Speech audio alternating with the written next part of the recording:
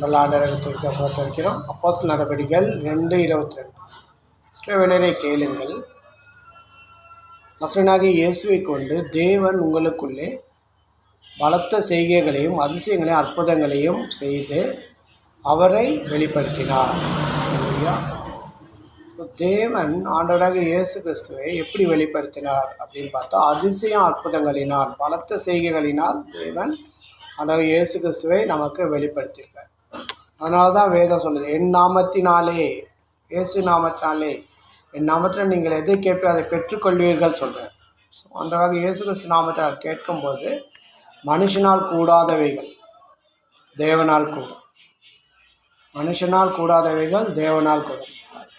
இயேசு நாமத்தில் நம்ம கேட்கும்போது நம்மளால் முடியாத, நமக்கு எட்டாத தேவன் வெளிப்படுத்தி அதிசயங்களை செய்ய வல்லமுள்ள தேவனாக இருக்கிறார்.